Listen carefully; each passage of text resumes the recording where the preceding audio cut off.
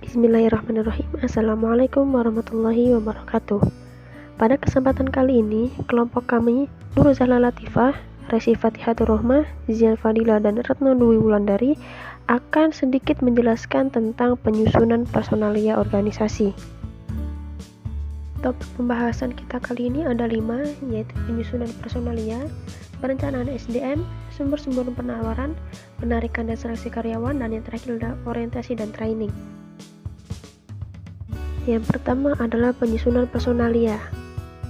Penyusunan personalia merupakan serangkaian kegiatan yang dijalankan secara berkelanjutan untuk memenuhi kebutuhan personalia organisasi dengan SDM, posisi, dan waktu yang tepat. Langkah-langkah penyusunan personalia ada 8. Yang pertama perencanaan SDM, lalu penarikan, yang ketiga seleksi, lalu pengenalan dan orientasi, pelatihan dan pengembangan, yang keenam penilaian pelaksanaan kerja, yang 7 pemberian balas jasa dan penghargaan, 8 perencanaan dan pengembangan karir. Topik selanjutnya adalah perencanaan SDM. Menurut Eric Peter, perencanaan SDM merupakan proses di mana manajemen menetapkan bagaimana organisasi seharusnya bergerak dari keadaan SDM sekarang ini menuju posisi SDM yang diinginkan di masa depan. Tahapan-tahapan pada perencanaan SDM ada 5. Yang pertama mengidentifikasi tujuan, lalu meramalan keperluan atau syarat dasar SDM. Yang ketiga menilai keahlian yang telah dimiliki dan karakteristik penawaran internal lainnya. Yang keempat menentukan kebutuhan utama SDM, dan yang kelima adalah mengembangkan rencana program untuk penempatan seseorang di tempat yang tepat. Aktivitas dalam perencanaan SDM ada 3, yaitu perencanaan jangka pendek, perencanaan jangka menengah, dan juga perencanaan jangka panjang. Dalam perencanaan jangka pendek yang sampai dengan 1 tahun, ada meramalkan penawaran, menetapkan tujuan, desain dan implementasi program, dan mengevaluasi perencanaan. Yang kedua, perencanaan jangka menengah, yaitu sampai 2-3 tahun.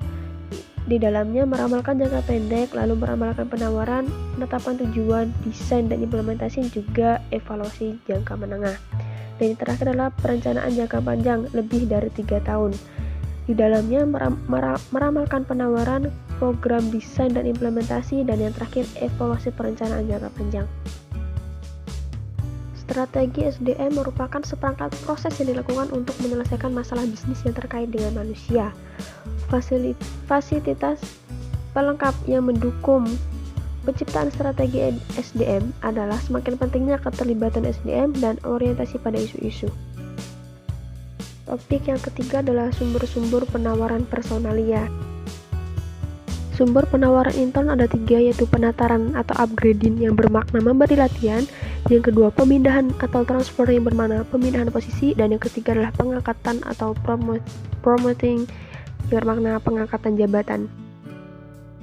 Topik yang keempat adalah penarikan dan seleksi karyawan. Penarikan karyawan merupakan usaha untuk memperoleh karyawan dalam jumlah yang tepat dengan kemampuan yang dibutuhkan untuk mengisi jabatan yang tersedia.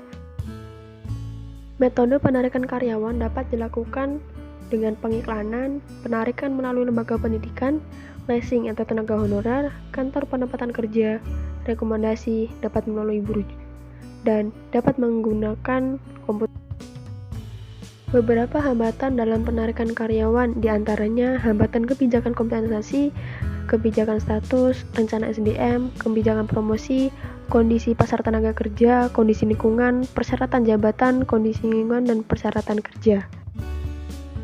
Selanjutnya adalah seleksi. Seleksi merupakan suatu proses untuk menentukan orang yang potensial yang akan menempati suatu posisi jabatan yang ditawarkan suatu perusahaan. Nah, tujuan dari seleksi sendiri adalah untuk mengetahui kecakapan karyawan untuk mendapat tenaga kerja yang cocok dan mendapat tenaga kerja yang potensial untuk dikembangkan. Terdapat beberapa prosedur seleksi, diantaranya adalah wawancara pendahuluan, lalu pengumpulan data pribadi, pengujian wawancara mendalam, setelahnya ada pemeriksaan referensi prestasi, pemeriksaan kesehatan, kepengurusan pribadi, dan orientasi jabatan. Untuk metode seleksi dapat dilihat dari keahlian, pengalaman kerja, umur, jenis kelamin, keadaan fisik, penampilan, bakat, temperamen, dan juga karakter. Topik yang terakhir atau topik kelima adalah orientasi dan training.